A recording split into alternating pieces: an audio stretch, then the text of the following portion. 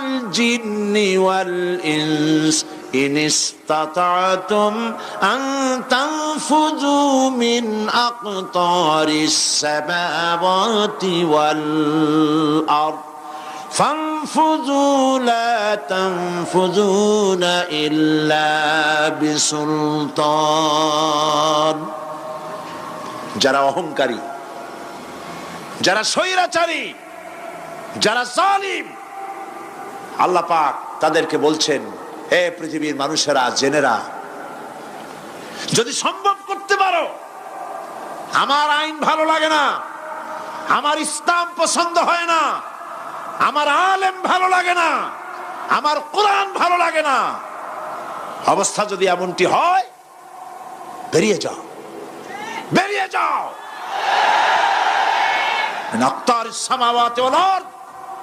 আমার সার্বভৌমত্বের ভেতর থেকে, আকাশের নিচের থেকে, জমিনের উপর থেকে বেরিয়ে যা। ফানফুজু লা তানফুজু ইল্লা বিসুলতান। কোথায় যাবে? পালাবার জায়গা নাই, বেরোতে পারবে না। আকাশ আর জমিন দিয়ে প্যাকেট করে রেখেছি, পালাবার জায়গা নাই। কোথায় যাইবা? জুলুমের হাত যত আছে করতে থাকো, আর আল্লাহ রাব্বুল আলামিন দেখতেছেন। সুতরাং ইমানদার ব্যক্তি, তার মধ্যে বিনয় আসে, বিনম্র হয়। সে পয়সা করে আসে বলে অহংকার করে না, কারণ আল্লাহ বলেছেন, ওয়াল্লাহুল গানিয়্যু ওয়া আনতুমুল ফুকারা। আল্লাহ সাফ বলে দিয়েছেন, আল্লাহই হচ্ছেন, কারো মুখাপেক্ষী নন, সম্পদশালী। আল্লাহর কোন সম্পদের অভাব নাই। ওয়া আনতুমুল ফুকারা, দুনিয়ায় তোমরা যা বাস করো সব ফকিরের গোষ্ঠী, কিচ্ছু নাই তোমাদের। তোমাদের জাতি খাইয়া শেষ করে ভালো, আর আমার কাছে যা আছে আমি শুধু দিতে থাকি, আর ভাণ্ড শুধু ভরাই থাকে, মোটেও খালি হয় না। সুবহানাল্লাহ। কাজী মোমেন বান্দা সে অর্থ এবং বৃত্তের অহংকার করে না, বিদ্যার অহংকার করে না। অর্থ বৃত্ত কত আছে তোমার, কয় টাকার মালিক? আল্লাহ যদি ইচ্ছে করেন, ব্রেনের ভিতরে যদি টিউমার ঢুকায় দেন, ব্রেনের একটা নার্ভ আর একটা নার্ভের সাথে জড়ায় দিবেন, জায়গা হবে কোথায়? হেমায়তপুর। হেমায়তপুর কোথায়? কাছেই, পাবনা। সুতরাং আল্লাহ পাক ইচ্ছে করলে এটা করে দিতে পারেন, পারেন না? খুব করতে পারেন। হার্টের ভেতরে ক্যান্সার দিয়ে দিতে পারেন, 14 গোষ্ঠী বিক্রি করলেও ডাক্তারের পয়সা হবে না, পারেন না আল্লাহ পাক? পারেন কিনা? পারেন। সেই জন্য যত বড় ধনী হোক, পয়সার মালিক হোক, আল্লাহর উপর ঈমান আনলে পরে যে গুণটা হয়, সে অহংকারী হয় না, বিনয়ী হয়। আল্লাহ রাব্বুল আলামিন কোরআনে কারীমের ভিতরে বলে দিয়েছেন, লিল্লাহি মা ফিস সামাওয়াতি ওয়া মা ফিল আরদ। যারা সামান্য একটু রাজত্ব পাইয়া, ছোট্ট ছোট্ট একটা দেশের প্রেসিডেন্ট, প্রধানমন্ত্রী, কি হনুরে, এরকম একটা ভাব। আর্মি হাতে, বিডিআর হাতে, পুলিশ হাতে, যা খুশি তাই করি না। আল্লাহ পাক বলছেন, লিল্লাহি মা ফিস সামাওয়াতি ওয়া মা ফিল আরদ। আকাশ আর জমিনের একচ্ছত্র মালিকানা কার?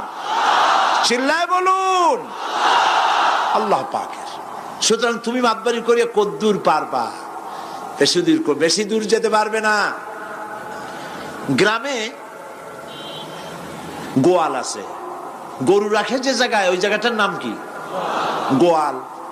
গভীর রাত্রে গরুর মালিক শুনতে পাচ্ছে গোয়াল ঘরে খুব শব্দ হচ্ছে।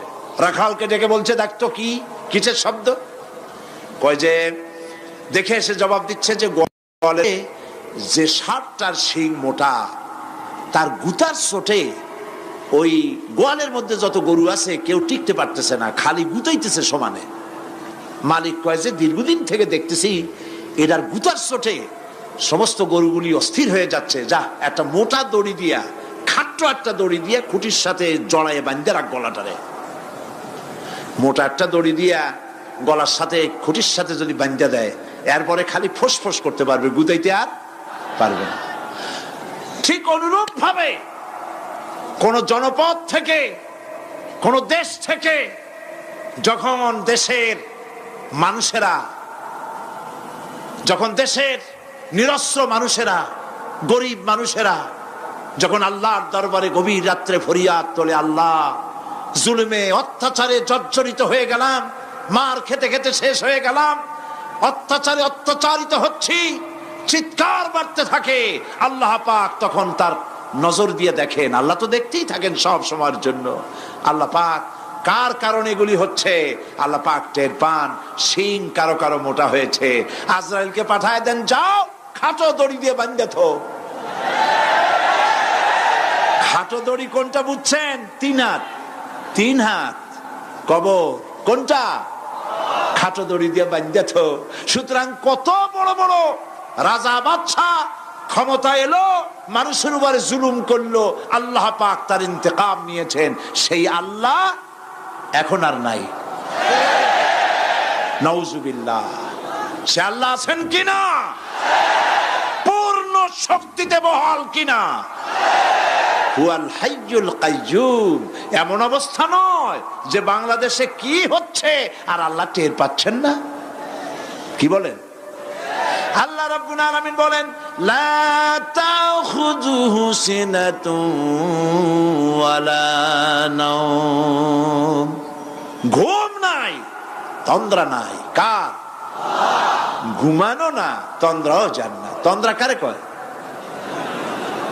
জি, ঝিমটি, জিমানি, যাই বলেন আপনারা বুঝে নিয়ে। ওই যে বসে বসে এরকম করে, আল্লাহ ওরকমও করেন না। ঘুমো নাই, তন্দ্রাও নাই। হযরত মুসা আলাইহিস সালাম বলছিলেন যে আল্লাহ তুমি নাকি ঘুমাও না। মুসা আলাইহিস সালাম তো খুব আদরের নবী, আল্লাহ পাকের খুব আদরের নবী, দারুণ আদর। আল্লাহ পাক বলছেন, মুসা আমি তোমারে আমার জন্য বানাইছি। সুবহানাল্লাহ। কোরআন শরীফে আছে, আল্লাহ পাক বলছেন, মুসা আমি তোমারে আমার জন্য বানাইছি। তোমাকে যখন তোমার মা দরিয়ায় ভাসায় দিয়েছিল, আমি তোমার বাক্সর দিকে তাকাইছিলাম। সুবহানাল্লাহ। আল্লাহ যদি বলেন আমি তাকাইছিলাম, সুবহানাল্লাহ। তোমারে আমার জন্য বানাইছি। সুতরাং হযরত মুসা আলাইহিস সালাম তিনি বলছেন আল্লাহ পাককে খুব আদরের নবী, তো আল্লাহ তুমি নাকি ঘুমাও না। আল্লাহ কয় তুমি বিশ্বাস করো না? হযরত মুসা আলাইহিস সালাম বললেন, আল্লাহ অবশ্যই বিশ্বাস করি, তবে বুঝি না বিষয়টা কি, বুঝি না কেমনে না ঘুমাই পারে, বুঝি না। আল্লাহ আচ্ছা ঠিক আছে, তুমি যখন বিশ্বাস করছো তখন আর অসুবিধা নেই, বিশ্বাস না করলে মুসিবত ছিল। পয়গম্বর মানুষ, তাকে তো বলতেই হবে বিশ্বাস করি, তবে বুঝি না। আল্লাহ কয় ঠিক আছে, বিশ্বাস যখন করো আমি বুঝাই দেবো। নিয়ে আসো এক গ্লাস পানি। এক গ্লাস পানি নিয়ে আসলেন, দাঁড়ায় থাকো। মুসা আলাইহিস সালামকে আল্লাহ বললেন পানি নিয়ে দাঁড়ায় থাকো, আর ঘুমের আল্লাহ করলেন মুসারে ধর। মুসা আলাইহিস সালামের ঘুম এসে গেল। ঘুমের আমেজে হাতটা শিথিল হয়ে গ্লাসটা পড়ে ভেঙ্গে চুরমার হয়ে গেল। হযরতে মুসা আলাইহিস সালাম ভয় পেয়ে গেলেন। আল্লাহ পাক শোনায় দিলেন, ভয়ের কোনো কারণ নাই, একটা পরীক্ষার জন্যই দিলাম, তোমার বোঝার জন্যই দিলাম। তুমি যেমন এক গ্লাস পানি নিয়ে, একটা গ্লাস নিয়ে এক মুহূর্ত দাঁড়াতে পারলে না, ঘুম আসলো আর হাত থেকে পড়ে গ্লাসটা ভেঙে গেল। মুসারে তুমি বুঝে নাও, তুমি জেনে রাখো, তাম সৃষ্টি জগৎ তোমার আল্লাহ, আল্লাহ রব্বুল আলামিনের হাতের মুঠার মধ্যে রয়েছে। আল্লাহ রব্বুল আলামিন যদি ঘুমায় যান, এই পৃথিবীর আকাশ এবং জমিনের সব ট্রাফিক কন্ট্রোল আল্লাহ পাক নিজেই করেন। যদি তিনি ঘুমায় যান, সব শেষ হয়ে যায়। বাংলাদেশে কি হচ্ছে, পৃথিবীর কোথায় কি হচ্ছে তা আল্লাহ দেখছেন না? চিল্লায় বলো, দেখছেন না? সে আল্লাহ রাব্বুল আলামিন তিনি পরিষ্কার করে বলছেন, যারা নাকি মুমিন বান্দা তারা অহংকারী হয় না, ক্ষমতায় থাকুক ক্ষমতায় না থাকুক, কোন অবস্থাতেই অহংকারী হতে পারে না। আল্লাহ পাক শোনায় দিয়েছেন, যারা অহংকার করে তাদেরকে পরিষ্কার করে বলেছেন, ওয়ালা তামশি ফিল আরদি মারহান ইন্না ইন্নাকা লান তাখরিকাল আরদা ওয়া লান তাবলুগাল জিবালা তুলা ওয়া লা তামশি ফিল আরদি মারহান। খবরদার, আমার জমিনের উপরে অহংকারের পথে বড় হেঁটো না। দেখছেন না কত আছে অহংকার করে হাঁটে, জমিনের উপরে জুতা পায়ে দিয়ে মচ মচ করে হাঁটতে থাকে। ওয়ালা তামশি ফিল আরদি মারহা ইন্নাকা লান তাখরিকাল আরদা। তুমি কি তোমার পদাঘাত দিয়ে আমার জমিনটারে ভাটায় দিতে পারবা? বলেন পারবে? যদি শক্তি থাকে দাও লাথি, তোমার ঠ্যাং ভাঙবে, মাটির কিচ্ছু। ওয়ালান তাখরিকাল আরদা মা, তুমি আমার এই জমিনটাকে ধসাই দিতে পারবে না। আর ওয়ালান তাবলুগাল জিবালা তুলা, আর পাহাড়ের উচ্চতা লাফ দিয়ে তুমি ছাড়াই যেতে পারবে না। আমার জমিনও ফাটাইতে পারবে না লাথি দিয়া, লাফ দিয়ে পাহাড়ের উচ্চতাও ছাড়াইতে পারবে না। তো এত লাফাও কেন? মুমিন, কম লাফাও, শক্তি কম দেখাও। আল্লাহ রাব্বুল আলামিন আবার বলেন, ওয়া ইবাদুর রাহমানিল্লাযীনা ইয়ামশুনা আলাল আরদি হাওনা। আল্লাহর বান্দা যারা, সত্যিকারের বান্দা যারা, তারা দুনিয়ার বুকে বিনয়ের সাথে হাঁটে, মাথা নিচু করে বিনয়ের সাথে হাঁটে। সুবহানাল্লাহ বিহামদিহি। তো এই আল্লাহর প্রতি ঈমানের সবথেকে বড় লাভ হচ্ছে আত্মমর্যাদা সম্পন্ন বানায়। ঈমান তাকে বিনয় এবং বিনম্র বানায়, অহংকারী বানায় না। আর অহংকার করে তুমি যাবা কই? কদ্দুর ক্ষমতা তোমার? আল্লাহ কোরআন শরীফের বহু আয়াত দিয়ে এই কথাগুলি বলেছেন। আর এটা গেল 2। 3 নম্বরে আল্লাহর উপর ঈমান আনার, আমি কি বলতেছি বলেন তো দেখি, ফায়দা। আল্লাহর উপরে ঈমান আনার 3 নম্বরের ফায়দা হলো মুমিন ব্যক্তির মধ্যে বীরত্ব এবং নির্ভীক ভাব তার মধ্যে এসে যায়। সে নিজে মুজাহিদ, সে বীর, সে কাপুরুষ নয়। সুবহানাল্লাহ। আল্লাহর উপর ঈমানের কারণে বীরত্ব এবং নির্ভীকতার প্রশিক্ষণ তার মধ্যে তৈরি হয়ে যায়। কারণ মানুষের সবচেয়ে বড় ভয় হলো মৌতের। বলেন তো দেখি, বড় ভয় কিসের? বলেন সবাই। আর যারা বললেন না তারা, তাদের মৌতের কোনো ভয় নেই। মৌতের ভয় আছে কিনা? আছে। কিন্তু ভয় করে যাবেন কই? ভয় তো সেইটারে করা যায় যেটাকে ভয় করে এড়ানো যায়। এখন মৃত্যুকে ভয় করে আপনি কি এড়াইতে পারবেন? পারবেন? আল্লাহ পাক বলছেন, মুমিন নির্ভীক হবে, বীরত্বে পরিপূর্ণ হবে, কাপুরুষ হবে না, মৌতের ভয়তে পালায়ে বেড়াবে না। আল্লাহ পাক বলছেন, কুল ইন্নাল মাউতাল্লাযীনা তাফিরুনা মিনহু ফাইন্নাহু মুলাকীকুম। মরণ থেকে পালাও তুমি, মরণ তোমায় লইবে ঘিরি, যদিও সুদূর আকাশ পানে, লুকাও সেথায় লাগিয়ে সিঁড়ি। এ মহারোগের চিকিৎসক নাই, নাই সে ঔষধ জগতে, খুঁজিয়া কাতর হইলে কি হবে, পারিবে না তারে ফিরাতে। মৃত্যু যখন তোমার এসে যাবে, তোমাকে মৌতের হাত থেকে কেউ রেহাই দিতে পারবে না। মৃত্যু তোমার হবেই। সুতরাং মৌত যখন হবে তখন তাকে ভয় করে তো কোনো লাভ নাই। আর মৃত্যু কোথায় হবে, কখন হবে, আমরা কেউ জানি না। জানেন? ওয়ামা তাদরি নাফসুম বিআইয়ি আরদিন তামুত। কোন মাঠে, কোন ময়দানে কখন মৌত হবে কারো জানা নাই। এই গত নভেম্বর মাসের শেষ দিকে আমি লন্ডন সফর করেছিলাম। এক ভাইয়ের কাছে শুনলাম, আমি অবাক হয়ে গেলাম। তিনি পত্রিকায় দেখে আমাকে বলেছেন, এক লোক 8 তলা থেকে 8 তলা বিল্ডিং এর ছাদের উপর পড়ে গেছে। 8 তলা বিল্ডিং এর ছাদের উপর থেকে পড়িয়া তার কিচ্ছু হয় নাই, হাত পাও ভাঙে নাই, মরেও নাই, খালি কিছু চামড়া টামড়া ছিঁড়ে গেছে।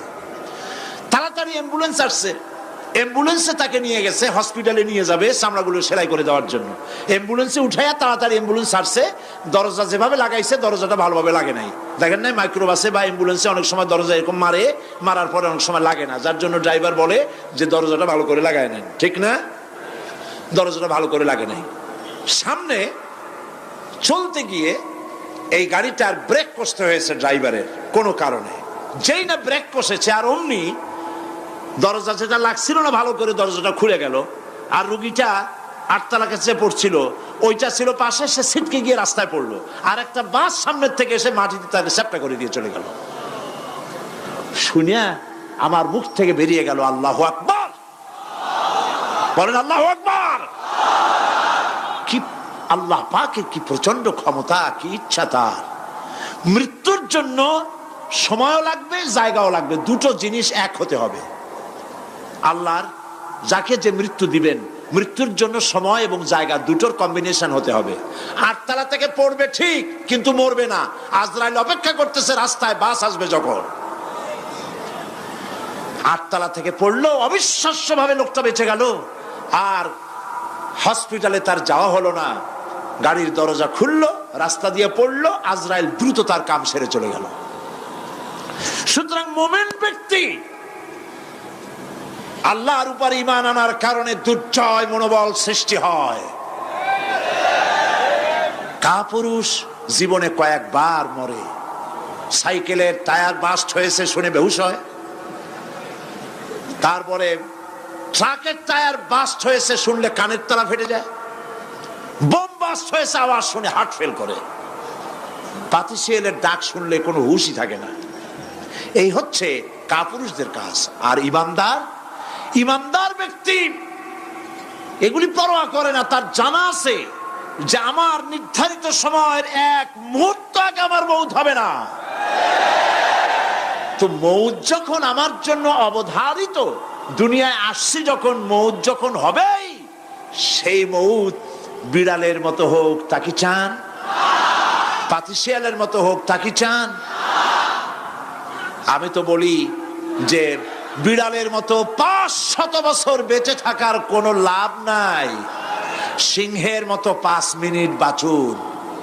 মির্জাফরের মতো 50 বছর বেঁচে থাকায় লাভ নাই, খালিদ বিন ওলীদের মতো, সিরাজউদ্দৌলার মতো বেঁচে থাকুন।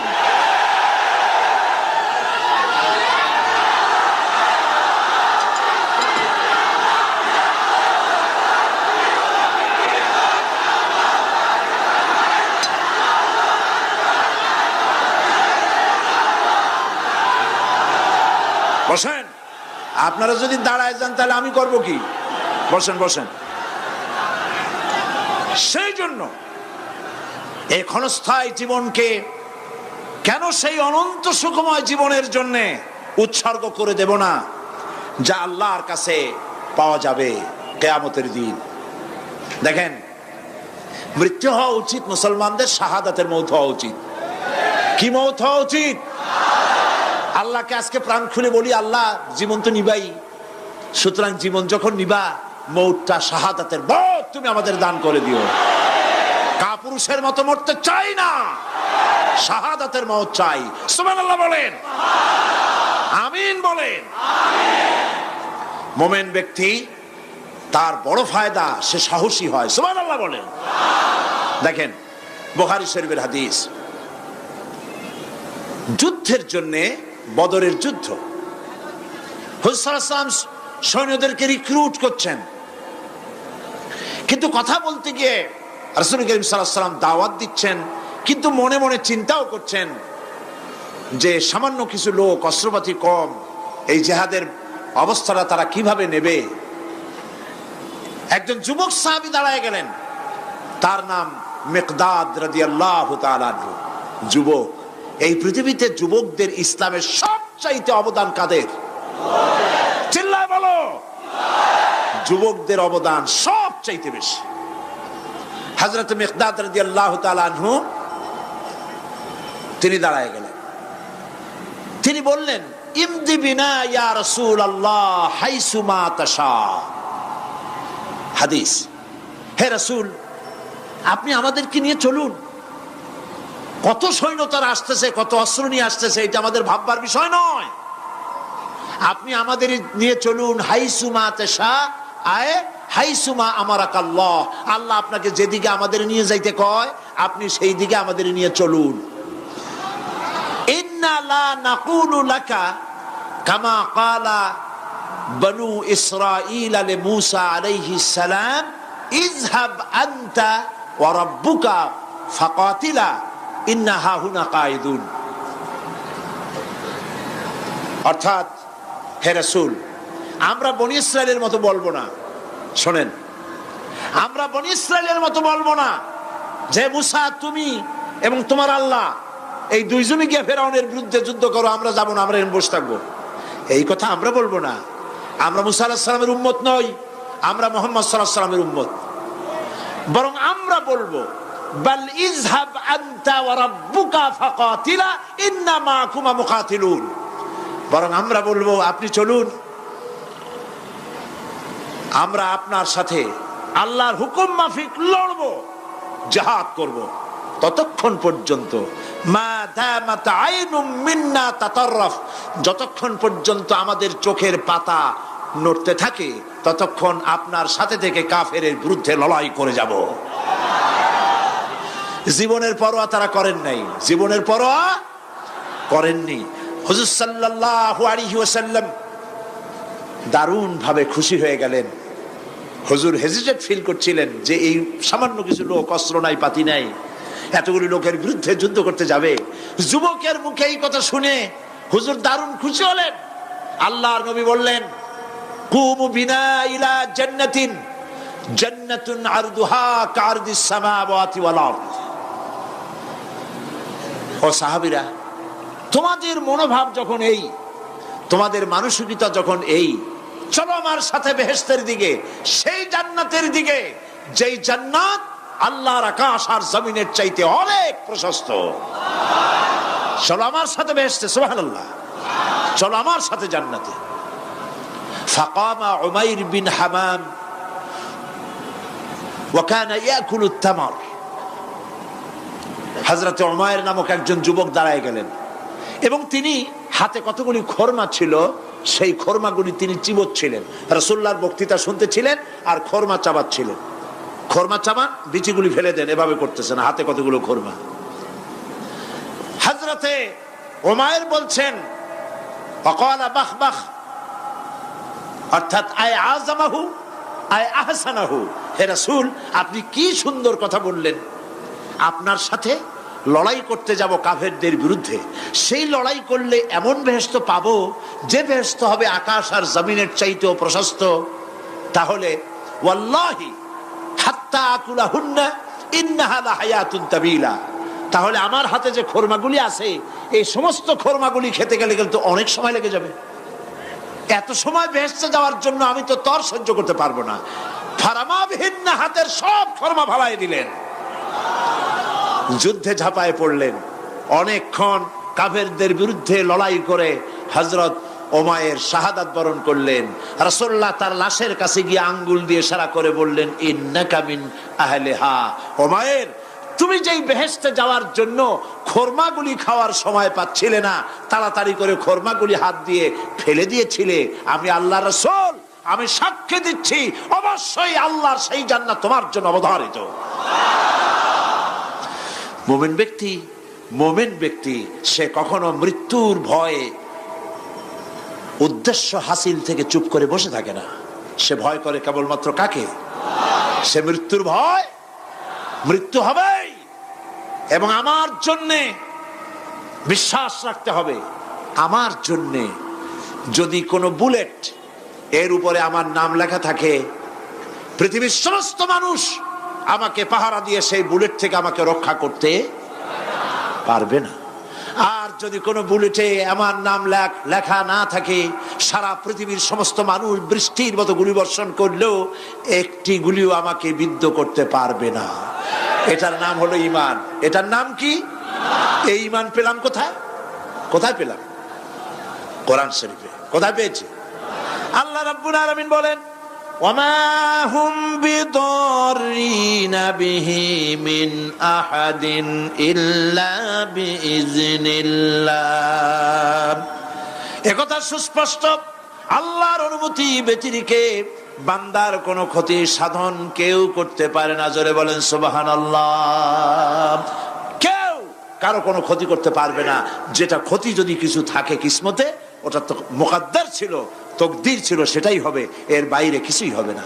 সুতরাং মুমিন ব্যক্তি সে সাহসী হবে, সে কখনো চিন্তা করবে না মৃত্যুর ভয়ের। উদ্দেশ্য হাসিলের জন্য হয় শরীরের পতন, না হয় মন্ত্রের সাধন, ডু অর ডাই। সে আল্লাহর জন্য তার জীবন দিতে প্রস্তুত থাকবে। কারণ আল্লাহ রাব্বুল আলামিন বলেছেন, ইন্নাল্লাহা আশতারা মিনাল মুমিনিনা আনফুসাহুম ওয়া আমওয়ালাহুম বিআন্না লাহুমুল জান্নাহ। আল্লাহ পাক বলেন, আমি আমার মুমিনের জান আর মালকে আমি খরিদ করে নিয়েছি, বিনিময়ে আমার বান্দাকে আমার জান্নাত দান করে দিয়েছি। জোরে কোন সুবহানাল্লাহ। মুমিনের জান আর মালকে নিয়েছেন, বিনিময় কি দিবেন? জান্নাত দান করে দিবেন। এটা হলো মুমিনদের আল্লাহর প্রতি ঈমান আনার জন্য 3 নম্বরের কোয়ালিটি। 4th নম্বরে আল্লাহর উপর ঈমান আনলে 4 নম্বরের যে ফায়দাটা, সে ফায়দা হচ্ছে আশাবাদ এবং মানসিক প্রশান্তি। আল্লাহর প্রতি একটা নির্ভরতা এবং আশার সৃষ্টি হয়ে যায়, সে কখনো নিরাশ হয় না। কারণ একটা মানুষ পাপ করলো, চুরি করেছে, ডাকাতি করেছে, জেনা করেছে, হত্যা করেছে, শয়তানি করেছে, বদমাশি করেছে, সব করেছে। এখন শয়তান তাকে ওয়াসওয়াসা দিতে পারে। সেই জন্য আল্লাহ রাব্বুল আলামিন বলেছেন, লা তাকনাতু মির রাহমাতিল্লাহ, বান্দারে আমার রহমত থেকে নিরাশ হয়ে যেও না। আল্লাহর রহমত, বান্দা তোমার গুনাহ কতটুকু? তোমার গুনাহ যদি হয় পাহাড় সমান, আমার রহমত আকাশ সমান। তোমার গুনাহ যদি হয়ে যায় আকাশ সমান, তাহলে আমার রহমত তো আমার আরশে আজিমকে ছাড়ায় গেছে। সুবহানাল্লাহ, সুবহানাল্লাহ বলুন। সুতরাং মুমিন বান্দার এই আশা থাকে। গুনাহ মানুষে করেই, গুনাহ করা স্বাভাবিক। আল্লাহ পাক বলেছেন, যে ব্যক্তি গুনাহ করে আর এরপরে আমার কাছে মাফ চায়, আমি তাকে ক্ষমা করে দেই, মাফ করে দিই। সুবহানাল্লাহ। সুতরাং ইমানদার লোকদের আশা হয়, দুরারোগ্য ব্যাধি তাকে ধরেছে, সে হতাশ হবে না, মরে যাওয়ার জন্য প্রতীক্ষায় সে সময় গুনবে না, বরং তার মনের মধ্যে আশার সঞ্চার হবে, আমার রোগ আল্লাহ ভালো করে দিতে পারেন। পারেন না? আমাদের জাতির পিতা কি নাম কি? হযরত ইব্রাহিম আলাইহিস সালাম। কোরআন শরীফের ভিতরে তার কথা আল্লাহ পাক কোট করে দিয়েছেন। আমাদের জাতির পিতা হযরত ইব্রাহিম আলাইহিস সালাম বলেছেন, আল্লাযী খালাকানি ফাহুয়া ইয়াহদিন। আল্লাহ তিনি আমাকে সৃষ্টি করেছেন, তিনি আমাকে রাস্তা দেখান। ওয়াল্লাযী হুয়া ইউতঈমুনি ওয়া ইয়াসকিন। আর আমি যখন ক্ষুধার্ত হই তিনি আমাকে খাওয়ান, যখন তৃষ্ণার্ত হই তিনি আমাকে পান করান। ওয়া ইযা মারিতু ফাহুয়া ইয়াশফিন। আর যখন আমি অসুস্থ হই, রোগাক্রান্ত হই, আল্লাহ রাব্বুল আলামিন তখন আমাকে রোগ মুক্ত করে দেন। সুবহানাল্লাহ। আমার অসুখ হলে কে রোগ মুক্ত করেন? সুতরাং দীর্ঘস্থায়ী কোনো রোগ হয়েছে, মুমিন হতাশ হবে না, মুমিন হতাশ হবে না। হতাশ হয় কেবলমাত্র কাফের। হতাশ হয় কে? মুমিন কখনো হতাশ হয় না। হতাশ হয় ইমানের পরিপন্থী কাজ। আল্লাহ পাক বলেছেন, লা তাকনাতু মির রাহমাতিল্লাহ, আমার রহমত থেকে মায়ুস হয়েও না। দেখেন হযরত আইয়ুব আলাইহিস সালামের কত বড় রোগ হয়েছে, শরীর পোকায় ধরেছে, জর্জরিত হয়েছে, দুর্গন্ধ হয়েছে, গ্রামের লোকেরা তাকে বের করে দিয়েছে, স্ত্রী পুত্র পরিজন সব চলে গিয়েছে। এমনকি জিহ্বায় যখন পোকা ধরল, হযরত আইয়ুব আলাইহিস সালাম আল্লাহ রাব্বুল আলামিনের দরবারে ফরিয়াদ করলেন, আন্নী মাসানিয়াদ-দুররু ওয়া আনতা আরহামুর রাহিমিন। আয় আল্লাহ, আমি অসুস্থ হয়ে পড়েছি, আমি রোগাক্রান্ত হয়েছি, আর তোমার নাম রহমান রহিম, তুমি আমাকে রোগ মুক্ত করো। হযরত আইয়ুব আলাইহিস সালাম আল্লাহর দরবারে ফরিয়াদ করলেন, রব্বুল আলামিন সারা শরীরে পোকায় জর্জরিত হয়ে গেছে, এখন আমার জিহ্বায় পোকা ধরেছে, মাবুদ গো আমি তোমার কাছে ফরিয়াদ করি আমার জিহ্বায় পোকা দিও না, কারণ জিহ্বাটাও যদি নষ্ট হয়ে যায় তাহলে তোমার মতো আল্লাহর জিকির আমি কি দিয়া করব।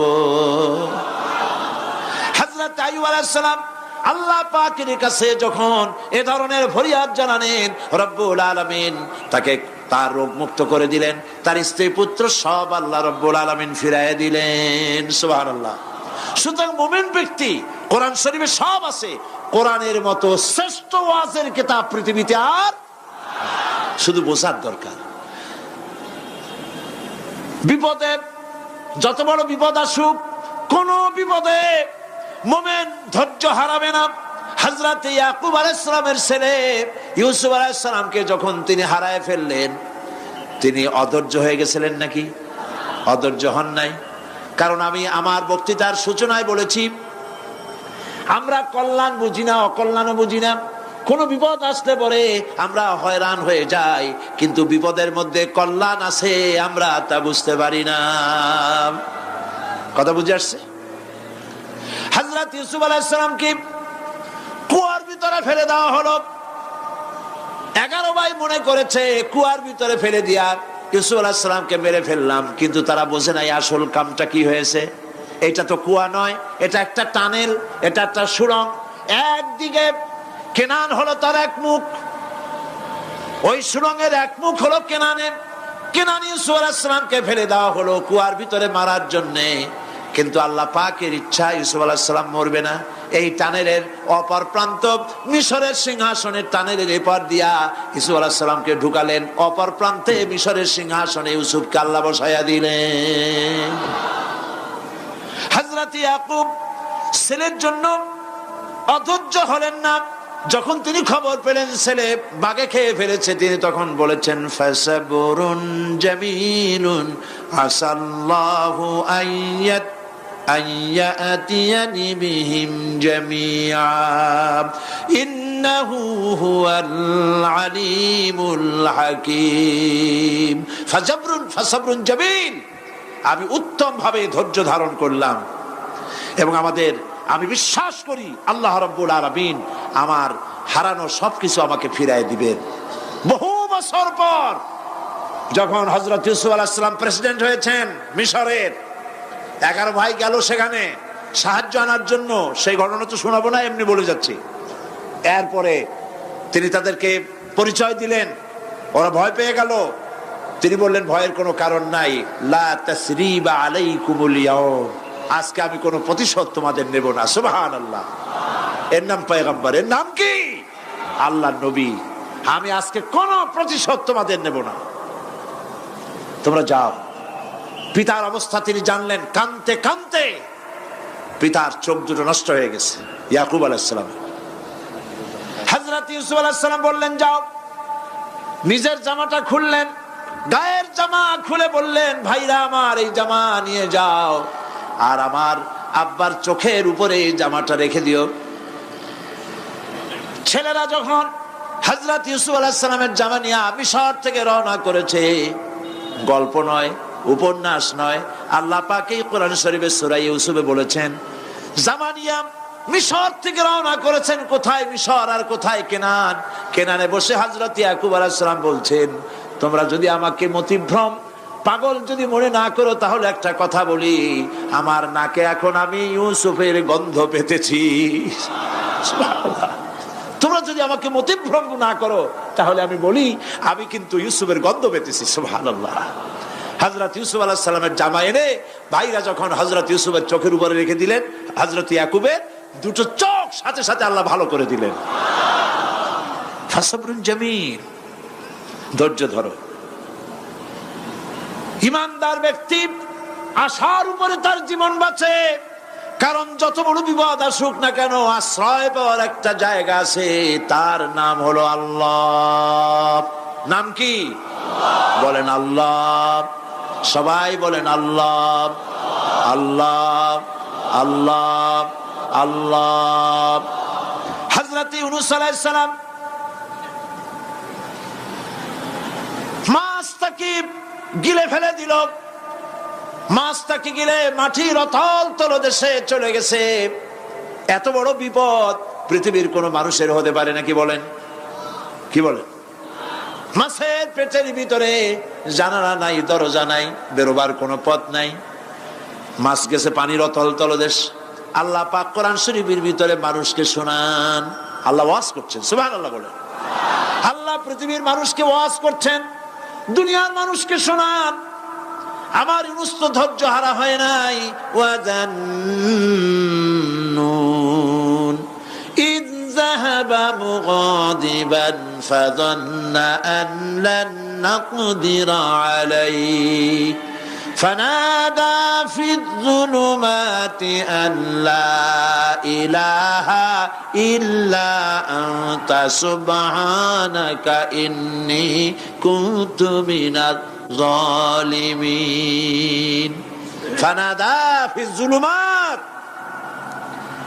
জমায়ে কাসির, ত্রিবিধ অন্ধকারের ভেতর থেকে হযরত ইউনূস আলাইহিস সালাম চিৎকার মারলেন। মাছের পেটের অন্ধকার, পানির অন্ধকার, রাতের অন্ধকার, ত্রিবিধ অন্ধকারের ভেতর দিয়ে মাছের পেটের মধ্য দিয়ে ইউনূস আলাইহিস সালাম চিৎকার মারলেন। অধৈর্য হন নাই, হার্ট ফেল করেন নাই। তিনি বলছেন, পড়েন আমার সাথে, লা ইলাহা ইল্লা আনতা সুবহানাকা ইন্নী কুনতু মিনাজ জালিমিন। তুমি ছাড়া কোনো ইলাহ নাই, কোনো উপাস্য নাই, মাবুদ নাই। তোমার পবিত্রতা ঘোষণা করছি, আমি জালিমদের অন্তর্ভুক্ত হয়ে গেছি। ইউনূস আলাইহিস সালাম যখন কাঁদতেছিলেন, আল্লাহ রাব্বুল আলামিন সেই কান্না শুনেছিলেন কিনা বলেন? শুনছিলেন কিনা? শুনতে পেয়েছিলেন কিনা? পানির ভিতরে কেউ শোনে নাই, মাছের পেটের ভিতরে ইউনূস আলাইহিস সালাম কিভাবে চিৎকার করছেন, মাছের পেটের ভিতরের আওয়াজ পানির ভিতরে কেউ শোনে নাই, জমিনের কেউ শোনে নাই, অন্তরিক্ষে কেউ শোনে নাই, সাত আকাশের ভিতরে কেউ শোনে নাই, কিন্তু আরশে আজিমের মালিক আল্লাহ রব্বুল আলামিন শুনতে পেয়েছেন। সঙ্গে সঙ্গে রব্বুল আলামিন জবাব দিলেন, ফাস্তাজাবনা লাহু ওয়া নাজ্জাইনাহু মিনাল গাম্মি ওয়া কাযালিকা নুনজিল মুমিনিন। পড়েন, فاستجبنا له ونجيناه من الغم وكذلك ننجي المؤمنين। আমি ইউনূসের ডাকের জবাব দিলাম। কে বলতেছেন? বড় করে বলেন, কে বলছেন? আল্লাহ, সুবহানাল্লাহ। আপনারা কি ভয় পাইছেন? ভয় পেয়েছো মুসলমান? আল্লাহ রাব্বুল আলামিন বলেন, আমি আমার ইউনূসের ডাকের জবাব দিলাম। শুধু জবাব দেই নাই, আমি ইউনূসকে তার মাছের পেটের ভিতর থেকে বাঁচায় দিলাম। মাছের পেটের মধ্যে বেদনা শুরু হয়ে গেল, এমন বেদনা হয়েছে মাছ এখন বমি না করে পারে না। কথা বুঝতে পেরেছ? মাছ এখন বমি না করে পারে না। পানির উপরে মাছ ভেসে উঠল। আল্লাহ কোরআন শরীফের ভিতরে বলছেন, মাছ সাতরায়া কিনারায় চলে গেল, ইউনূস আলাইহিস সালামকে বমি করে ফেলে দিল। ইউনূস আলাইহিস সালাম বেঁচে গেলেন। আল্লাহ পাক বলেন, শুধু ইউনূসকে বাঁচাইলাম না, বরং আমি সকলের জন্য আশার বাণী শোনাই, শোনো মুমিনেরা, ওয়া কাযালিকা নুনজিল মুমিনিন। মুমিন বান্দা যারা, যত বড় বিপদ আসুক আমারে ডাকো, আমি বিপদ দিয়ে বাঁচাই দেব। সুবহানাল্লাহ, বিপদ থেকে আমি বাঁচাই দেব। আল্লাহ পাক বলেছেন, ফাইন্না মাআল উসরি ইউসরান, ইন্না মাআল উসরি ইউসরা। জেনে রাখো, দুঃখ এবং কষ্টের পরে রয়েছে সুযোগ সুবিধা, আর অসচ্ছলতার সাথে রয়েছে উদার সচ্ছলতা। যত বড় বিপদ আসছে, এই বিপদের পরে আল্লাহ পাক তার গোলামদের উপরে রহমত নাজিল করবেন ইনশাআল্লাহ। সুতরাং ইমানদার লোকেরা, তাদেরকে আল্লাহ পাক বলছেন, কোনো ভয় নাই, কোনো চিন্তা নাই, যত বড় বিপদে পড়ো আমারে ডাকো, আমি ডাকের সাড়া দিয়ে দেব। সবাই আল্লাহরে ডাকেন, সুবহানাল্লাহ ওয়ালহামদুলিল্লাহ লা ইলাহা ইল্লাল্লাহ। জোরে পড়েন সুবহানাল্লাহ আলহামদুলিল্লাহ লা ইলাহা ইল্লাল্লাহ সুবহানাল্লাহ আলহামদুলিল্লাহ লা ইলাহা ইল্লাল্লাহ সুবহানাল্লাহ আলহামদুলিল্লাহ লা ইলাহা ইল্লাল্লাহ মুহাম্মাদুর রাসূলুল্লাহ। আল্লাহর উপর ঈমান আনলে যত ফায়দা হয় এত ফায়দা দুনিয়ায় কোথাও নাই। সুবহানাল্লাহ। আল্লাহর উপর ঈমান আনার ৫ম নম্বরের ফায়দা কয়টা বলছি? 5টা বলছি। আপনাদের অসুবিধা হচ্ছে নাকি? তাড়াতাড়ি শেষ করতেছে। 6টা বলবো। এ হলো ৫ম নম্বর। তারপর আমরা দোয়া করব। দোয়ার দরকার আছে কিনা এই সময়? ৫ম নম্বরে আল্লাহর উপর ঈমান আনলে পরে আরেকটি বড় ফায়দা, সেটা হলো কঠিন এবং কঠোর বিপদে আল্লাহ পাক তার মধ্যে অবিচলতার এবং ধৈর্য ধরার তৌফিক দিয়ে দেন। সুবহানাল্লাহ। যত বড় বিপদ আসুক সেই বিপদে মুসিবতে আল্লাহ পাক মুমিনদেরকে আল্লাহর উপরে নির্ভরতা শিখায় দেন। সুবহানাল্লাহ। কারণ মুমিনদের জানা আছে যে ঈমানদারদের বিপদ নতুন কিছু নয়, একেবারে আদম আলাইহিস সালাম থেকে শুরু হয়ে আসছে। ঠিক কিনা? আদম আলাইহিস সালামের বিপদ হয় নাই? আদম আলাইহিস সালামের বিপদ কি? শয়তান। তার বিপদ কি? শয়তান ছিল বিপদ। প্রত্যেক নবীর সময় মানুষের নবীদের কষ্ট দিছে, দেয় নাই? বিশ্বকবি ইকবাল বলেছেন, সতীজা কা রহা হ্যায় अज़ल से ताइमरोज, सतीजा का रहा है अज़ल से ताइमरोज, चरागे मुस्तफा भी से शरारे बुलहबीस। আবহমান কাল থেকে শুরু করে মুহাম্মদ সাল্লাল্লাহু আলাইহি সাল্লামের চারাগকে, নূরকে, ঈমানকে, ইসলামকে নিভায়ে দেওয়ার জন্য আবু জাহেলের গোষ্ঠীরা চিরকাল চেষ্টা করেছে। সব চেষ্টা কর্পূরের মতো উড়ে গেছে, মুহাম্মদ সাল্লাল্লাহু আলাইহি সাল্লামের চারাগ টিম টিম করে জ্বলতে রয়েছে। আল্লাহ পাক বলছেন, ইউরিদুনা লিইউতফিউ নূরাল্লাহি বিআফওয়াহিহিম ওয়াল্লাহু মুতিম্মু নূরিহি ওয়ালাউ কারিহাল কাফিরুন। ওরা চায় মুখের ফু দিয়া, কারা? কাফেরেরা। ইসলাম সহ্য করতে পারে না যারা, ওরা চায় মুখের ফু দিয়া আমার আলোটাকে নির্বাপিত করে দেবে। আল্লাহ পাক বলেন, ওয়াল্লাহু মুতিম্মু নূরি, আমি আমার নূরকে পূর্ণতা দান করব, তাতে কাফির বেঈমানদের মনের ভিতরে যত জ্বালা হোক, যন্ত্রণা হোক, ওদের কলজা যত পুড়ুক, ইসলাম তার বিজয় পতাকা নিয়ে উঠবে, কেউ ঠেকাতে পারবে না।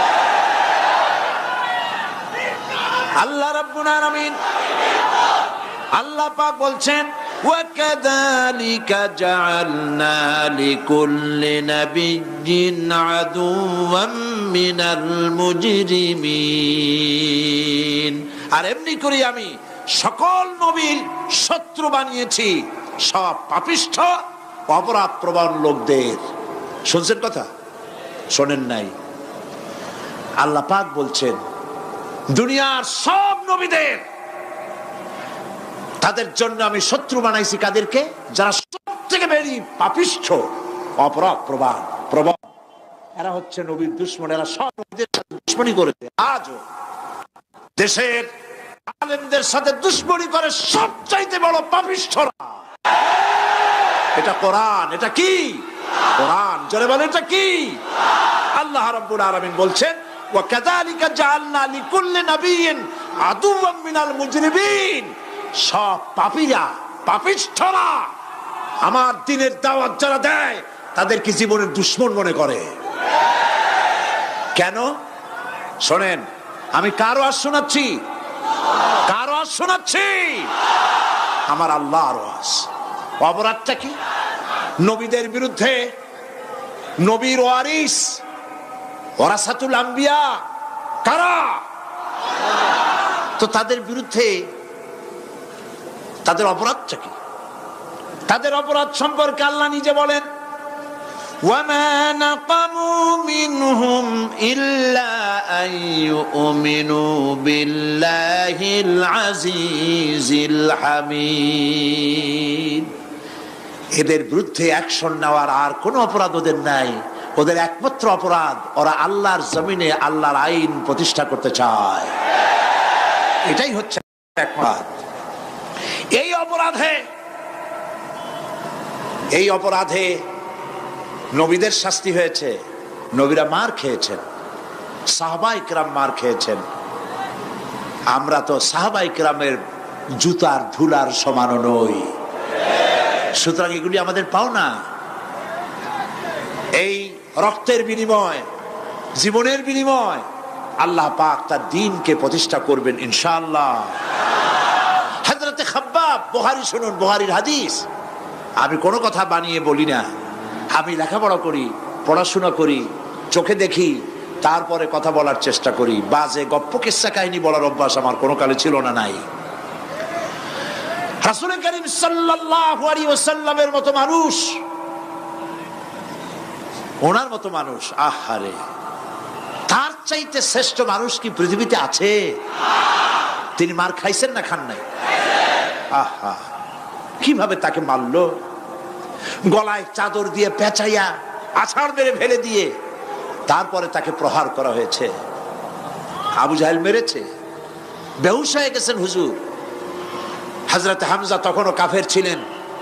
শিকার থেকে ফিরে এসে মুহাম্মদ সাল্লাল্লাহু আলাইহি ওয়াসাল্লামের অবস্থা দেখে পায়ের রক্ত মাথায় উঠে গেছে। আপন ভাইয়ের ছেলে, আর এমন ছেলে। চলে গেলেন আবু জাহেলের বাড়ি, বললেন, আবু জাহেল, তুই নাকি মুহাম্মদ সাল্লাল্লাহু আলাইহি ওয়াসাল্লাম মারছিস, কেন মারলি? তিনি তো ভালো কথাই বলেন, সব সময় বলেন সত্য কথা বলো, মানুষের উপকার করো, এতিমকে আশ্রয় দাও। এত সুন্দর সুন্দর ভালো ভালো কথা বলেন, তার মতো ভালো মানুষ তো দুনিয়ায় দেখি নেই। মারলি কেন? তুই কি মনে করছিস যে আব্দুল্লাহ মারা গেছে বলে এতিম হয়ে গেছে মুহাম্মদ সাল্লাল্লাহু আলাইহি ওয়াসাল্লাম? তোর মনে রাখা উচিত, আব্দুল্লাহ মারা গেছে, হামজা মরে নাই। হযরত হামজা ধনুক বাইর করলেন, এক বাড়ি মারলেন মাথার উপরে, মাথা ফাটা রক্ত বেরিয়ে গেল। হামজা হন হন করে হেঁটে এলেন রাসূলের কাছে। হুজুরের অসুস্থ দেহ মোবারক কোলে উঠায় নিয়ে বললেন, বাবা। তার মস্তক মোবারক কোলে উঠায় নিয়ে বললেন, আমি আবু জাহেলের মাথা ফাটিয়ে রক্ত বের করে দিয়ে এসেছি, তুমি একটু খুশি হও। হুজুর বললেন, চাচা, কার মাথা ফাটাইছেন, কার রক্ত বের করেছেন, এই কথা বলে তো আমাকে আপনি খুশি করতে পারবেন না। তিনি বললেন, বাবা, তুমি কি হলে খুশি হও? তিনি বললেন, আমি খুশি হই চাচা, তোমার মুখে যদি একটা বার আমি ঈমানের কলেমা শুনতে পাই। হযরতে হামজা বললেন, মুহাম্মদ সাল্লাল্লাহু আলাইহি ওয়াসাল্লাম, আমার বুঝতে মোটেও কষ্ট হয়নি, তুমি কোনো সাধারণ মানুষ নও। সাধারণ মানুষের প্রতিশোধে তুমি বিশ্বাসী হতে, খুশি হতে, প্রতিশোধে বিশ্বাসী হওনি। তুমি অবশ্যই আল্লাহর নবী। আমি আল্লাহকে সাক্ষী রেখে, আমি তোমাকে সাক্ষী রেখে ঈমানের কালেমা ঘোষণা করছি, লা ইলাহা ইল্লাল্লাহু মুহাম্মাদুর রাসূলুল্লাহ। ভাইরা আমার, আল্লাহর দ্বীন প্রতিষ্ঠার জন্য আমার নবীদেরকে কষ্ট করতে হয়েছে, সাহাবায়ে কেরামদেরকে কষ্ট করতে হয়েছে, আল্লাহর ওলিদেরকে। ইমাম আবু হানিফা রাহমাতুল্লাহ আলাইহি 8 বছর জেলের মধ্যে রাখা হয়েছিল। ইমাম আহমদ বিন হাম্বলকে চাবুক মেরে মেরে গায়ের গোশত আর চামড়া তুলে ফেলে দেওয়া হয়েছিল। তারপরেও তারা বাতিলের সামনে মাথা নত করে নাই। এর নাম হচ্ছে ইসলাম। এর নাম কি? বুখারীর হাদিস, হযরত খাব্বাব বিন আরিত রাদিয়াল্লাহু তাআলা আনহু। বুখারীতে হাদিসটা এভাবে এসেছে, ওয়ান খাব্বাব বিন আরিত রাদিয়াল্লাহু তাআলা আনহু আন্নাহু قال قال شكونا الى رسول الله صلى الله عليه وسلم وهو متوسد بردة له في ظل الكعبة। তিনি বললেন, আমরা রাসূলের কাছে গেলাম, যায় দেখি রাসূল করিম সাল্লাল্লাহু আলাইহি ওয়াসাল্লাম কাবা শরীফের ছায়ায় আরাম ফরমাচ্ছেন। আমরা কাছে গিয়ে বললাম, আলা তাস্তানসিরু লানা আলা তাদউ লানা ইয়া রাসূলুল্লাহ, হে রাসূল আপনি কি আমাদের জন্য দোয়া করবেন না? আমরা তো মার খেতে খেতে শেষ হয়ে গেলাম, আমাদের খাব্বাবকে, খুবাইবকে, আম্মারকে, সুমাইয়াকে মেরে শেষ করে দিল। ওরা আমাদেরকে না খাওয়ায় রাখে, সারা রাত খেতে দেয় না, ঘুমাতে দেয় না। তারা আমাদের বেলালকে মেরে মেরে রক্তাক্ত করে উত্তপ্ত মরুভূমির উপরে চিৎ করে শোয়ায়, বুকের উপরে পাথর চাপা দিয়ে রেখেছে। ওরা সাহাবায়ে কেরামদেরকে মারতেছে, না খাওয়ায় রাখতেছে। হুজুর আপনি কি আল্লাহর কাছে দোয়া করবেন না? এখনো কি দোয়ার সময় আসে নাই? হাদিস শরীফ এসেছে, হুজুর সাল্লাল্লাহু আলাইহি ওয়াসাল্লাম উঠে বসলেন, বললেন, ও খাব্বাব, তোমাদের আগে এই পৃথিবীতে যারা দ্বীনের দাওয়াত নিয়ে এসেছিলেন, সমকালীন রাষ্ট্র শক্তি তাদেরকে ধরত, ফায়ুহাজুর রাজুলু ফায়ুহফারু লাহু ফিল আরদ, তাদেরকে ধরে তাদের জন্য কবর খনন করা হতো জীবিত মানুষের জন্য। ফায়ুজআলু ফিহা, এরপরে সেই গর্তের ভিতরে তার কোমর পর্যন্ত গেড়ে দেওয়া হতো। সুম্মা ইউতা বিল মানশার, এরপরে করাত আনা হতো। ফায়ুদাউ আলা রাসিহি, এরপরে সেই করাত তার মাথার উপরে রাখা হতো। ফায়ুজআলু নিসফাইন, করাত দিয়া ঘষে ঘষে চিরে চিরে জীবিত মানুষকে দ্বিখণ্ডিত করে ফেলে দেওয়া হতো। মা ইয়াসুদ্দুহু যালিকা আন দীনিহি, এত কষ্ট দেওয়ার পরেও আল্লাহর গোলামদেরকে এক চুল জায়গা দিন থেকে সরায় দেওয়া যায় নাই। ওয়াল্লাহি ওয়াল্লাহি, ও খাব্বাব আমি আল্লাহর নামে কসম করি, লাইউতাম্মান্নাল্লাহু হাদাল আমরা হাত্তা ইয়াসিরু রাকিবু মিন সানআ ইলা হাদরামাউত, আমি আমার আল্লাহর নামে কসম করি। কে কসম করছেন? সুবহানাল্লাহ বলবেন না?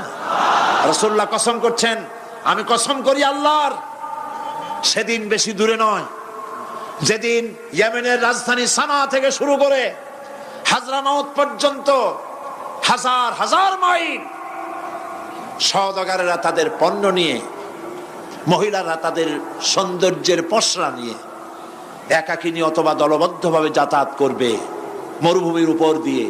লা ইয়াখাফু ইল্লাল্লাহ, আল্লাহ ছাড়া তাদের অন্তঃকরণে কোনো ভয় থাকবে না।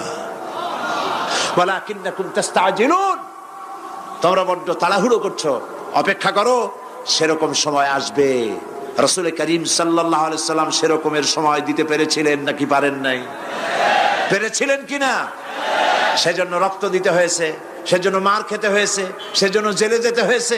রাসূল করিম সাল্লাল্লাহু আলাইহি সাল্লামকে, জেল তো নতুন কিছু নয়। ইউসুফ আলাইহিস সালাম জেলে থাকেন নাই? জেলে থাকেন নাই? থেকেছেন। রাসূল করিম সাল্লাল্লাহু আলাইহি সাল্লাম জেলে ছিলেন না? সেই জেল এরকমের দেওয়ালে ঘেরা জেল নয়, পাহাড়ে ঘেরা, চতুর্দিক থেকে পাহাড়ে ঘেরা শিয়াবে আবি তালেব 3 বছর। কতদিন?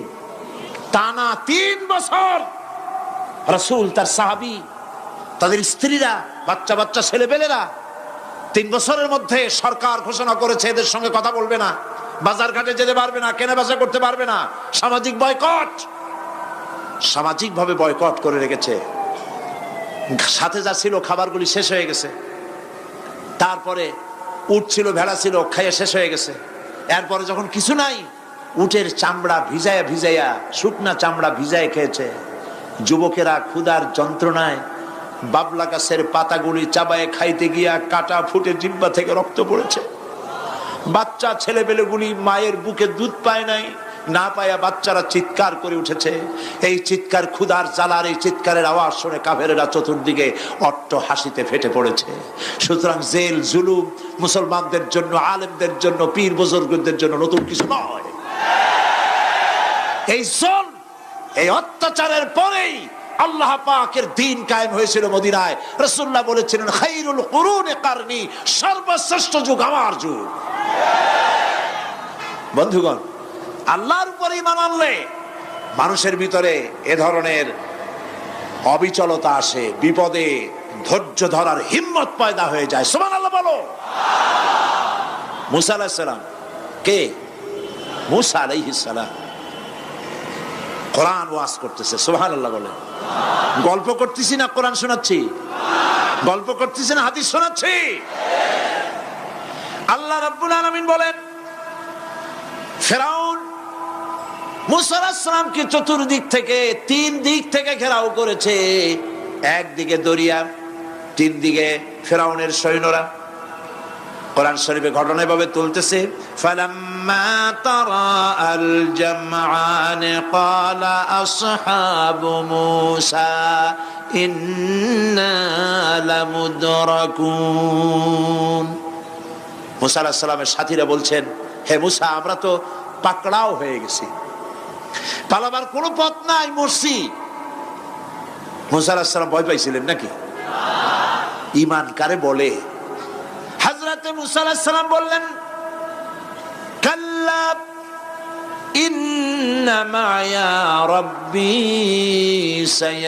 সায়াহদিন। নিশ্চয়ই নয়, অবশ্যই নয়, রব্বী সায়াহদিন, আমার প্রভু অবশ্যই, সিন দিয়ে বোঝানো হচ্ছে অবশ্যই আমার রব আমার জন্য রাস্তা করে দেবেন। এর নাম ঈমান। সুবহানাল্লাহ বলেন। এর নাম ঈমান। চতুর্দিক থেকে বিপদ ঘনীভূত, বেরোবার কোন রাস্তা নাই। ওর মধ্য দিয়ে ওমাইয়াত্তাকিল্লাহা ইয়াজআল লাহু মাখরাজা, কোন রাস্তা নাই, চতুর্দিকে অন্ধকার। এরপরে যদি বান্দা আমার উপরে ভয় করে, আমাকে ভালোবাসে, আমাকে ভয় করে, সবর ইখতিয়ার করে, অন্ধকারের ভেতর থেকে নিশ্ছিদ্র অন্ধকারের ভেতর দিয়ে আলোর রশ্মি বের করে মুমিনদের যাওয়ার জন্য রাস্তা করে দেব। মূসা আলাইহিস সালাম বললেন, ভয় পাইও না, আল্লাহ আমাদের পথ তৈরি করে দিবেন। আল্লাহ রাব্বুল আলামিন হযরত মূসা আলাইহিস সালামকে বললেন, হাতের লাঠি দিয়া দরিয়ার উপরে আঘাত করো। মূসা আলাইহিস সালাম আঘাত করলেন। রাস্তা দরকার ছিল একটার। মূসা আলাইহিস সালামের এক আঘাতে রব্বুল আলামিন দরিয়ার ভিতরে মূসা আলাইহিস সালাম এবং তার সাথী সঙ্গীদের পারাপারের জন্য 12টা রাস্তা পয়দা করে দিলেন। গল্প না কোরআন? রাস্তা তৈরি হয়ে গেল 12টা, সব পার হয়ে গেল। ফিরআউন তার দলবল নিয়ে আসছে। আল্লাহ রাব্বুল আলামিন বলেন, ওয়া আনজাইনা মূসা ওয়া মান মাআহু আজমাইন সুম্মা আগরাকনাল আখারিন। মূসা আলাইহিস সালামকে পার করলাম, পিছনে যারা আসতেছিল, কারা আসতেছিল? ফিরআউন। ফিরআউন আসছে তার দলবল নিয়ে। আসে রাস্তা দেখা মনে করছে ওর বাজানের তৈরি করে রাস্তা, দলবল নিয়ে নামছে। দরিয়ার মাঝখানে এলো, আল্লাহ পাক অর্ডার করলেন খুন, বাস রাস্তা বন্ধ হয়ে গেল। রাস্তা কি হয়ে গেল? শুরু হয়ে গেল চুবনি।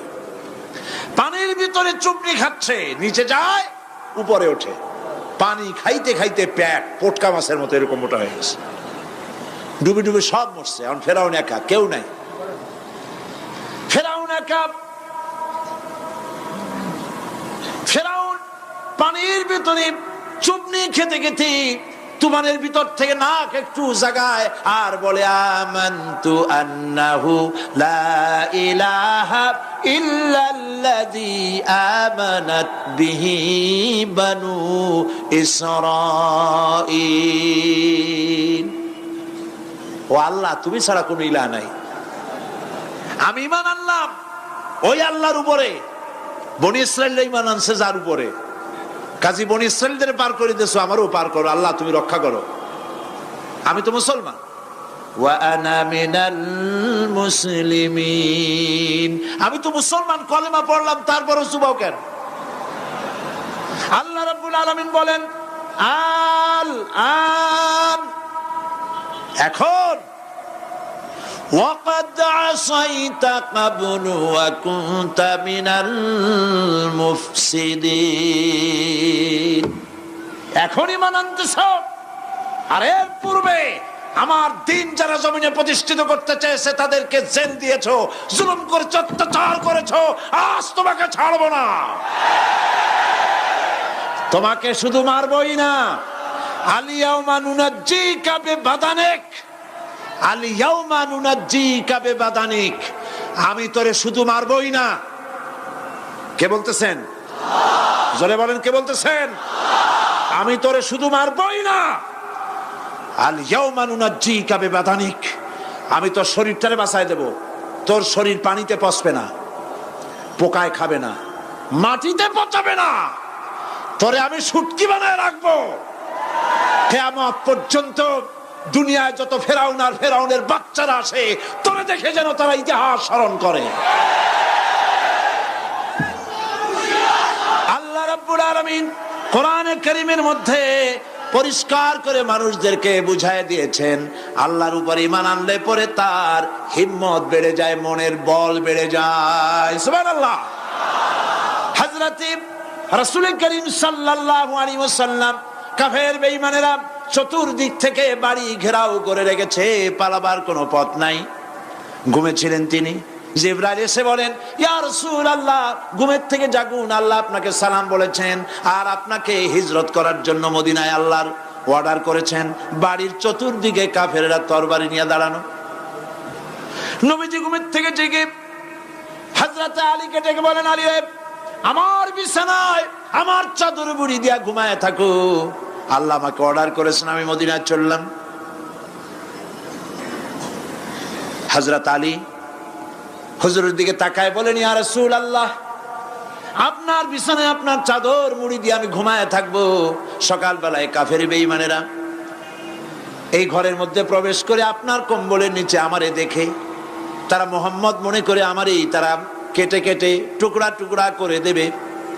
আমার কোনো আপত্তি নাই, কোনো ভয় নাই, কোনো চিন্তা নাই, কোনো দুঃখ নাই, বরং আমার মনের মধ্যে এটাই তৃপ্তি হবে যে আমি আলীর জীবনের বিনিময়ে আল্লাহর নবী দুনিয়ায় বেঁচে থাকেন। নবীজি ঘরের থেকে বেরোলেন, চতুর্দিকে দেখেন কাফের বেঈমানেরা দাঁড়ানো, শত শত কাফের, হাতে তরবারি। হুজুর সাল্লাল্লাহু আলাইহি ওয়াসাল্লাম এক মুষ্টি বালু হাতে নিলেন, এক মুঠো বালু হাতে নিয়ে ফু দিয়া বালুগুলো ছেড়ে দিলেন। ঘরের চতুর্দিকে যত কাফের ছিল সবগুলির চোখের মধ্যে বালি ঢুকে গেছে। চোখের মধ্যে যদি বালি ঢোকে তাহলে কি মজা লাগে না?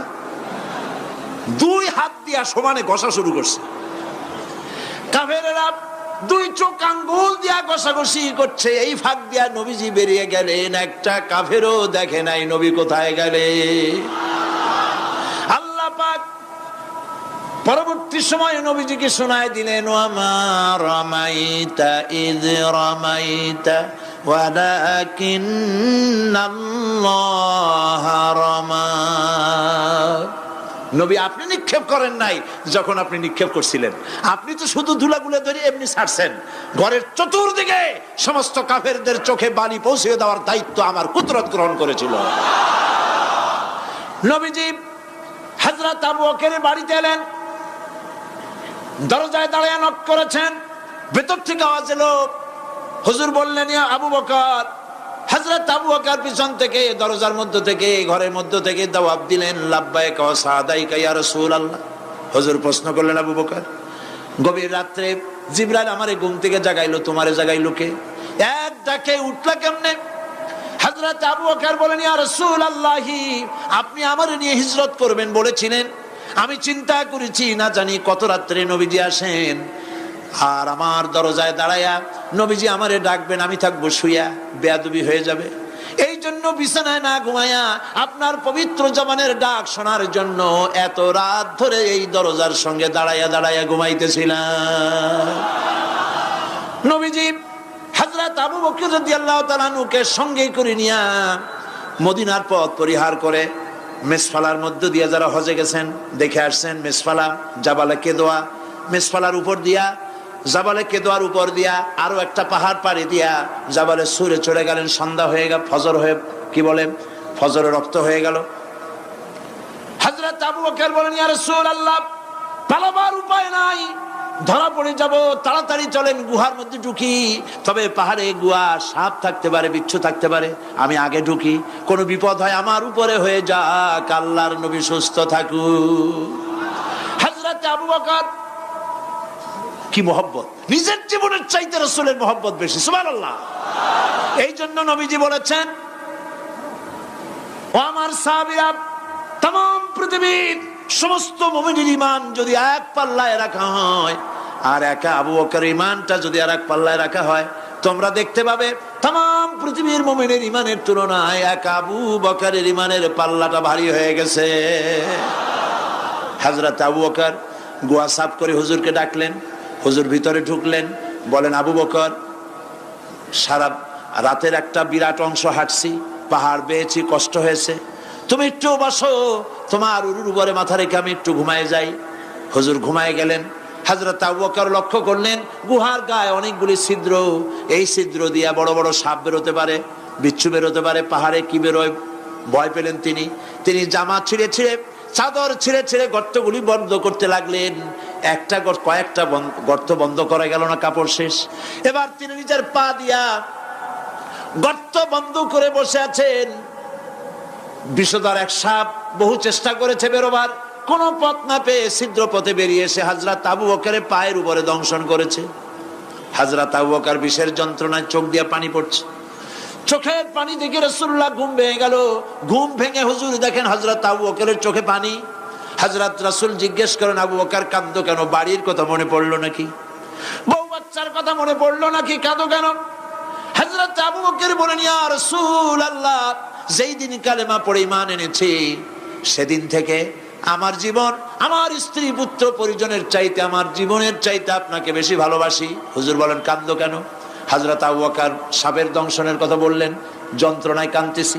হুজুর মুখ থেকে একটুখানি থুতু মোবারক বার করে দংশিত জায়গায় লাগাই দিলেন, যন্ত্রণা বন্ধ হয়ে গেল। হযরত রাসূল বলেন, আবু বকর, যখনই দংশন করেছিল আমার উঠাও নাই কেন? তোমারটা তো কষ্ট করা লাগতো না। হযরত আবু বকর বলেন, ইয়া রাসূলুল্লাহ, সাপের বিষের দংশনের যন্ত্রণায় কষ্ট করেছি, আমার কলিজাটা যদি জ্বলে পুড়ে জর্জরিত হয়ে যেত, রাসূলুল্লাহ আরাম ফরমাচ্ছিলেন, আমি সেই আরামে বিঘ্ন ঘটাতে পারতাম না। ইত্তাবসারে কাফির বেঈমানেরা খুঁজতে খুঁজতে, বুখারী শরীফের হাদিসে এসেছে, ওই গুহার কাছে এসে গেছে। এখন কেউ বলে একজন বলে এরই মধ্যে আছে, আর একজন বলে নাই। একজন বলে যদি থাকতো তাহলে উপরে মাকড়াসার জাল কেমনে, কবুতরে ডিম পাড়িয়ে সেখানে বসে আছে কেমনে? একজন বলে আছে, আর একজন বলে নাই। হযরত আবু বকর বলেন, হুজুর ভয় পেয়ে গেছি, আমরা তো ধরা পড়ে যাব। হযরত আবু বকর